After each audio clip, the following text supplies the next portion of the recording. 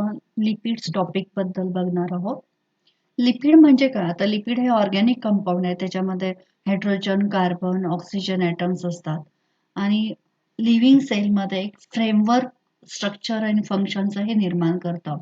वॉटरमध्ये हे विरघळत नाही, पण ऑइल असणाऱ्या पोर्शनमध्ये ते विरघळलं जातं. त्याला आपण नॉन पोलर सॉल्व्हंट असं म्हटलं जातं. आता लिपिड म्हणजे काय? आता हे ऑर्गॅनिक कंपाऊंड आहे, जे नॉन पोलर आहे. डायग्राममध्ये तुम्हाला दिसतं, की इथं पोलर म्हटलं जातं, ज्याला हायड्रोफिलिक म्हणतात.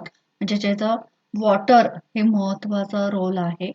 नॉन पोलर जो वॉटरला घाबरतो, त्याला नॉन पोलर म्हणतो, म्हणजेच हायड्रोफोबिक म्हटलं जातं. तर लिपिड हे नॉन पोलर आहे. त्यामध्ये वॉटरमध्ये सोल्युबल नाही आहे, पण सोल्युबल ते ऑइल सारख्या दिसणाऱ्या सॉल्व्हंटमध्ये असतं, म्हणजे इथर, क्लोरोफॉर्म, बेन्झीन, ॲसिटोन ह्यांच्यामध्ये ते मात्र सोल्युबल असतं. वॉटर हे पोलर आहे, तर लिपिड हे नॉन पोलर आहे. आता ह्युमन बॉडीमध्ये हे सिंथसाइज किंवा तयार होतं ते म्हणजे मोस्टली लिव्हरमध्ये. आणि आपण खाण्याच्या पदार्थामध्ये जर बघितलं तर ऑइल, बटर, मिल्क, चीज, फ्राईड केलेल्या कुठलेही पदार्थ, रेड मीठ ह्याच्यामध्ये आपल्याला लिपिड बघायला मिळत आहे. लिपिडची काय प्रॉपर्टीज आहे? तर हे ऑर्गॅनिक कंपाऊंड आहे. मोस्टली फॅट आणि ऑइल असं हे असतं, कंपोजिशन आहे त्याच्यामध्ये. ह्याच्यामध्ये हाय एनर्जी लेवल असते मॉलिक्युल्समध्ये आणि ह्युमन बॉडीचे वेगवेगळे फंक्शन्स करण्यात ते योग्य असतात. काही कॅरेक्टर्स आपण बघणार आहोत, प्रॉपर्टीज. मगाशी सांगितल्याप्रमाणे लिपिड हे ऑइली असल्यामुळे नॉन पोलर मॉलिक्यूल आहे आणि त्यामुळे ते ॲडिपोस टिश्यूमध्ये, जे बॉडीमधलं चरबी म्हणतो त्याला आपण ॲडिपोस टिश्यू म्हणतो, त्याच्यामध्ये स्टोअर केलं जातं. मोस्टली हे हेट्रोजिनस ग्रुप आहेत, म्हणजे वेगवेगळे कंपाऊंड्स इथं एकत्र येतात, ग्रुप येतात. हायड्रोकार्बन्स ज्याला म्हटलं जातं. हाय एनर्जी रिच किंवा एनर्जी रिच ऑर्गॅनिक मॉलिक्यूल आहे, त्यामुळं जास्तीत जास्त एनर्जी प्रोव्हाइड करतं.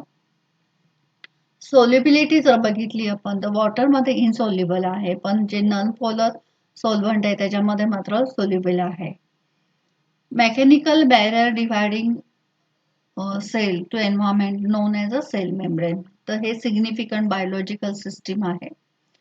Hydrolysis liberate free fatty acid असतं आणि ग्लिसेरॉल, ते हायड्रोलिसिस केलं जातं लिपिडमधनं. त्याच्यानंतर लिपिड जे आहे अल्कली किंवा ग्लिसेरॉल, सोप अशा पद्धतीनं ते तयार करतं. हायड्रोलिसिस ऑफ लिपिडमुळं काय होतं?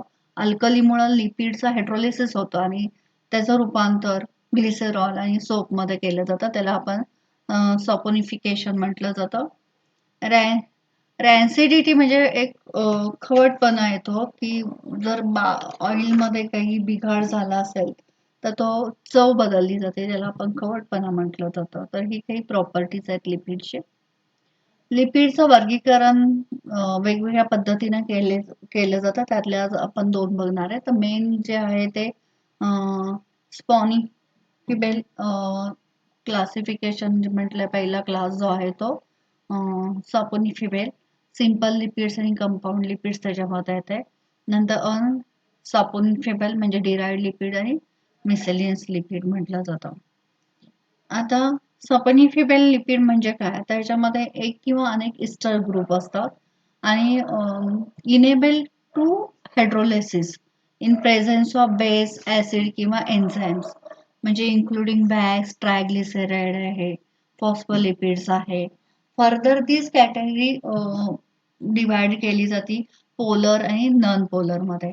तर पोलर म्हणजे barrier with external water environment आहे. तर नॉन पोलर जे आहे ते म्हणजे ट्रायग्लिसराइड आहे किंवा युटिलाइज्ड फ्यूल किंवा स्टोअर द एनर्जी आहे. नॉन सपोनिफेबल जर बघितलं तर ते cannot be डिसइंटिग्रेटेड into smaller molecules. त्यांच्यामध्ये लहान लहान मॉलिक्युलमध्ये ते डिवायडेड होत नाही हायड्रोलिसिसमुळे. त्यामुळे ह्याच्यातले मोस्टली कोलेस्ट्रॉल आणि प्रोस्टाग्लॅंडिन्स हे एक्झाम्पल आहे.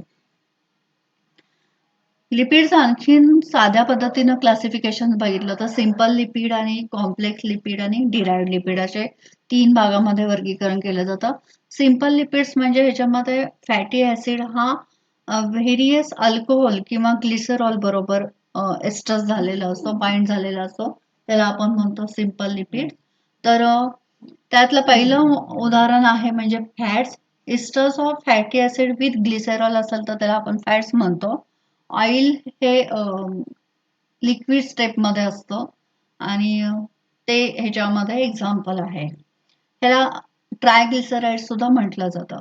वॅक्सेस हे काय होतं तर इथं फॅटी ऍसिडचं इस्टर्स हे अल्कोहोल पेक्षा ग्लिसेरॉल बरोबर होतं. त्यामुळे त्याला आपण काय म्हणतो वॅक्सेस म्हटलं जातं.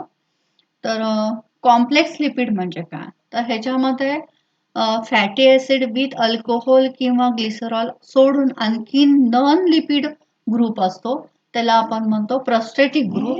मग हा नॉन लिपिड पोर्शन जो आहे तो साधारण नायट्रोजन बेस असेल, कार्बोहायड्रेट असेल, प्रोटीन असेल. तर ह्याचं परत वर्गीकरण केलं जातं फॉस्फोलिपिड. आता नावाप्रमाणे लक्षात येतं की इथं लिपिड म्हणजेच asters of fatty acid with alcohol किंवा ग्लिसरॉल सोडून तिथं फॉस्फरिक ऍसिड हा मेन घटक असतो. तर एक्झाम्पल आहे ग्लिसेरो फॉस्फोलिपिड्स, लेसिथिन, सिफॅलिन.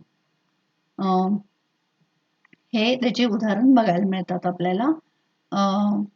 स्पिंगोस फॉस्फोलिपिड मध्ये स्पिंगोमायलिन नावाचं लिपिड बघायला मिळतं. दुसरा ग्रुप आहे तो म्हणजे ग्लायकोलिपिड्स, नावातच कळतं. इस्टर्स of fatty acid with alcohol, glycerol असून तिथं कार्बोहायड्रेटचा ग्रुप आपल्याला बघायला मिळतो. तर हा कार्बोहायड्रेट जो आहे तर त्याच्यामुळे त्याला नाव पडलं आहे ग्लायकोलिपिड्स. आता अल्कोहोल ही ह्याच्यातलं जो आहे तो स्पिंगोसिन आहे त्यामुळे त्याला ग्लायकोस्पिंगोलिपिड्स असंही म्हटलं जातं. अल्कोहोलला आपण स्पिंगोसिन म्हटलं जातं. तर एक्झाम्पल जर बघितलं तर सेरिब्रोसाइट्स आहे, गँग्लिओसाइट्स आहे. तर इथं मोस्टली ग्लायकोलिपिड्स मध्ये इस्टर्स of fatty acid with alcohol जास्त असतं, ग्लिसरॉल शक्यतो अब्सेंट असतं. तिसरं जे आहे ते लायपोप्रोटीन. लायपोप्रोटीन मध्ये लक्षात येते की lipid इस्टर्स of fatty acid with protein portion आहे. तर त्या बेसिसवर कॉम्बिनेशनवर त्याचे 5 टाईप पडतात. त्याला आपण चायलोमायक्रॉन्स म्हटलं जातं म्हणजे जे लिपिड्स इंटेस्टाईनमधून ऍब्झॉर्ब केले जातात आणि ऍडिपोज किंवा कार्डियाक किंवा स्केलेटल मसल टिश्यूकडे पाठवले जातात. त्याला आपण चायलोमायक्रॉन्स म्हटलं जातं. एचडीएल म्हणजे हाय डेन्सिटी लायपोप्रोटीन्स आहे. हा गुड कोलेस्ट्रॉल असतो कारण हा कोलेस्ट्रॉल जो आहे तो कॅरी केला जातो अदर पार्ट्स ऑफ बॉडीकडनं आणि तो लिव्हरकडे पाठवला जातो. मग लिव्हर काय करतं हे कोलेस्ट्रॉल बॉडीमधनं बाहेर टाकून देतं. एलडीएल म्हणजे लो डेन्सिटी लायपोप्रोटीन हे बॅड कोलेस्ट्रॉल म्हणतो आपण कारण हे एलडीएल जे आहे ते आर्टरीज मध्ये वाढलं जातं आणि त्यामुळे काही वेळा हार्ट डिसीजचे प्रॉब्लेम येऊ शकतात. व्हीएलडीएल म्हणजे व्हेरी लो डेन्सिटी लायपोप्रोटीन आहे. हा 30 mg पेक्षा पर डीएल पेक्षा कमी असणं गरजेचं आहे. अदरवाईज हार्ट डिसीजचे किंवा स्ट्रोकचे रिस्क असतं. याच्यातला नंतरचा जो टाईप आहे तो म्हणजे स्टिरॉइड्स. स्टिरॉइड हे सायक्लिक स्टिरॉइड असतो म्हणजे सायक्लिक म्हणजे तिथं हेक्झागोनल वगैरे अशा 4 सायकलनी हे स्ट्रक्चर तयार होतं. एक किंवा अनेक हायड्रोक्सिल ग्रुप ह्याच्यामध्ये असतं. त्यामुळे आपण स्टिरॉल असं म्हटलं जातं. वेगवेगळे स्टिरॉइड्स आहेत, कोलेस्ट्रॉल आहे, बाईल ऍसिड्स आहे, व्हिटॅमिन डी आहे, सेक्स ऍड्रिनोकॉर्टिकल हॉर्मोन्स आहेत. तर हे त्याच्यातले काही एक्झाम्पल्स आहेत. डिराइव्ड लिपिड जेव्हा हा फॅटी ऍसिड किंवा लिपिडवर काही एन्व्हायरमेंटल फॅक्टर्स किंवा कशाचा तरी इफेक्ट केला जातो तेव्हा त्याचं रूपांतर छोट्या गोष्टीमध्ये म्हणजे फॅटी ऍसिडमध्ये होतो किंवा बाकीचे ग्लिसेरॉलमध्ये होतं, स्टिरॉइडमध्ये होतं तर त्याला आपण डिराइव्ड लिपिड म्हणतो. तर डेरिव्हेटिव्ह तयार होतात ह्याच्यामध्ये. तर हे जे तयार होतं हे हायड्रोलिसिस ऑफ सिंपल किंवा कॉम्प्लेक्स लिपिड ह्याच्यातनं सुरू होतं. तर त्यातले काही आपण टाईप्स बघणार आहोत. Fatty acid. फॅटी ऍसिड हे कार्बोक्सिलिक ऍसिड आहे किंवा ऑर्गॅनिक ऍसिड ज्याला म्हटलं जातं. लॉंग चेन आहे. आयदर सॅच्युरेटेड असतं किंवा अनसॅच्युरेटेड असतं. तर सॅच्युरेटेड कशाला म्हटलं जातं? सॅच्युरेटेड फॅटी ऍसिड कशाला म्हणतो आपण? तर ज्यावेळी carbon to carbon double bond नसतं, लॅक असतं म्हणजेच नसतं, तेव्हा त्याला आपण सॅच्युरेटेड फॅटी ऍसिड म्हटलं जातं. तर ह्या सॅच्युरेटेड फॅटी ऍसिडला हाय मेल्टिंग पॉइंट असतं. ज्या टेम्परेचरला विरघळतं त्याला आपण मेल्टिंग पॉइंट म्हणतो. तर हे हाय मेल्टिंग पॉइंट असतं कम्पेअर जर बाकीचं अनसॅच्युरेटेड बरोबर केलं तर.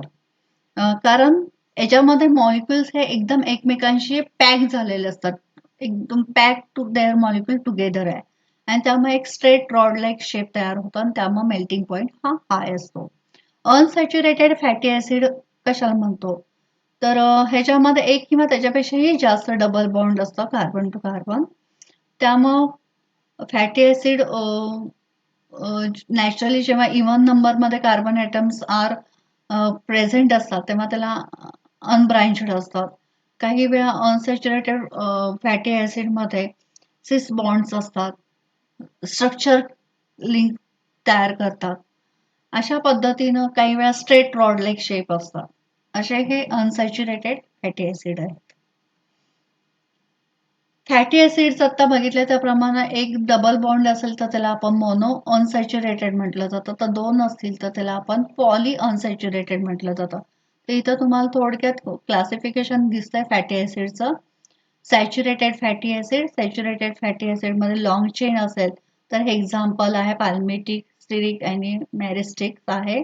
मीडियम चेन असेल तर ऑरिक हे एक्झाम्पल आहे. शॉर्ट चेनमध्ये ब्युटेरिक आणि व्हॅलेरिक अशा ह्या पद्धतीनं सॅच्युरेटेड फॅटी ॲसिडमध्ये दिसतं.